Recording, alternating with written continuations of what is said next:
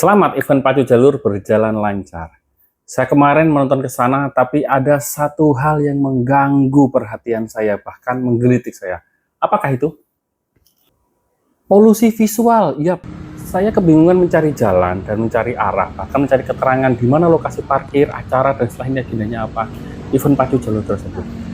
Tapi semua banyak poster gede-gede sepanjang jalur, hampir dari mulai masuk ke sampai di arena pacu jalur, semua poster politik dan campaign. Bahkan tulisan pacu jalurnya cuman pacu jalur 2025, perbandingannya sangat mengerikan, yaitu ya mungkin cuman tulisan kecil dan sisanya poster. Bisa dilihat dong posternya, apa sisanya? Foto politisi dan foto figur-figur yang bahkan saya nggak kenal dan nggak jelas dan nggak tahu siapa itu, dan sangat tidak efektif pesannya. Jujur itu polusi visual yang tidak enak dilihat, karena saya sebagai wisatawan lokal tidak mengerti mengenai arena tersebut dan lokasinya, sehingga informasi yang disampaikan ke kita di poster sebanyak baliho gede-gede itu tidak sampai. Dan itu mengganggu. Iya, isinya muka, bahkan seperti orang yang mau berangkat naik haji, posternya banyak, atau bahkan seperti cover maaf surat Yasin yang ada di tengah. Padahal sudah ada Canva loh, sudah banyak ahli-ahli kita ini pintar-pintar juga, artis-artis, desainer-desainer ini. Mintalah konsultasi ke mereka, ada budget kok, nggak mahal pasti, tapi pesannya bagus. Bahkan kalau posternya bagus ya diletakkan agak rendah, bisa buat background foto pacu jalur, atau buat template orang-orang yang pengen foto, itu akan lebih tersebar secara UGC. Disiplin komunikasi memperindah citra acara yang lain apapun itu. Pacu jalur adalah warisan budaya, khususnya di Riau, yang seharusnya menjadi ruang bersama, tempat identitas dan kebanggaan masyarakat itu tumbuh. Namun di tengah semaraknya acara, kita sering mendapati poster-poster yang lebih menonjolkan wajah politisi daripada informasi penting tentang pacu jalur itu sendiri. Dari sudut ilmu komunikasi, ini adalah bentuk polusi visual, ketika pesan utama justru tenggelam oleh dominasi simbol politik. Padahal, fungsi komunikasi publik sendiri seharusnya menyampaikan informasi yang jelas, edukatif, dan membangun citra budaya.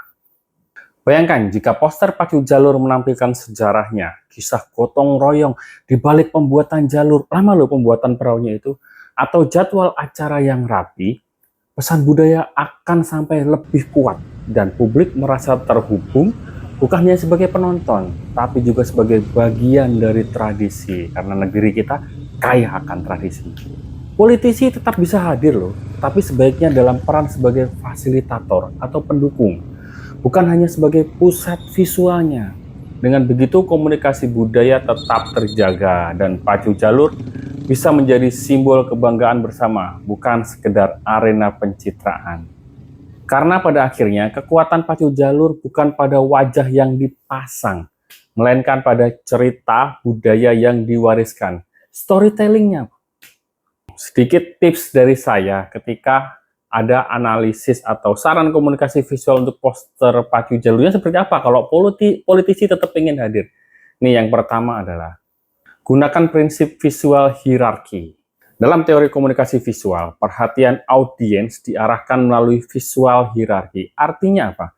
Judul acara, jadwal, dan lokasi harus menjadi pusat perhatian pertama, bukan foto politik. Solusinya seperti apa? Gunakan tipografi besar, warna kontras, dan layout yang sederhana agar pesan utama langsung tertangkap. Bolehlah kamu masang muka Anda sebagai politisi, tapi porsinya yang dikurangi. Kemudian fokus pada message clarity, karena kalau dalam sebuah teori komunikasi, menurut Shannon and Weaver Communication Model, pesan akan efektif bila minim gangguan atau noise. Poster yang penuh dengan wajah politisi itu adalah noise. Ingat ya, itu noise atau polusi membuat pesan inti tidak jelas. Itu solusinya seperti apa bagi para politisi? Cukup tampilkan satu logo resmi penyelenggara dan mungkin satu simbol dukungan sponsor, tapi jangan mendominasi. Ingat ya, satu aja. Kemudian gunakan storytelling visual. Visual storytelling adalah cara kuat untuk mengikat emosi publik. bisa seperti infografis, tampilkan ilustrasi jalur, riak sungai Kuantan, atau ekspresi para pengayuh. Ini akan menanamkan kebanggaan budaya, bukan sekedar pencitraan. Kemudian balance antara informasi dan estetika. Poster bukan hanya hiasan, tapi medium komunikasi. Teori semiotika menjelaskan setiap gambar adalah tanda yang mempunyai makna. Jika tanda yang dominan adalah wajah politisi, publik akan menangkap pesan bahwa acara ini milik tokoh, bukan acara ini milik masyarakat. Atau memang itu yang diinginkan ya? Solusi, gunakan desain dengan ruang kosong atau white space. Batasi jumlah elemen, dan pastikan informasi juga mudah didapatkan. Kemudian highlight nilai edukatif dan budayanya.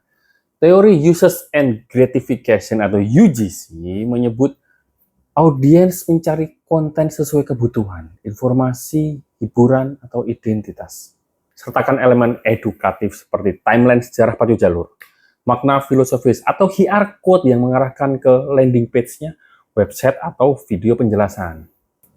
Politisi sebagai supportive branding. Jika kehadiran politisi tidak bisa dihindari, komunikasinya yang bisa diatur. Dalam framing teori, cara menampilkan sangat mempengaruhi makna. Ingat ya, cara menampilkannya. Tampilkan tokoh sebagai bagian kecil di footer poster, misalnya dengan keterangan didukung oleh agar pesan budaya tetap dominan. Kesimpulannya apa? Kesimpulannya adalah agar tidak menjadi sebuah polusi visual yang mengganggu, poster pacu jalur kemarin sebaiknya berorientasi pada pesan budaya dan informasi acara, bukan dominasi figur politik. Gunakan pendekatan komunikasi visual yang menekankan clarity, simplicity, and storytelling, sehingga masyarakat merasa mendapatkan informasi yang jelas sekaligus kebanggaan identitas budaya.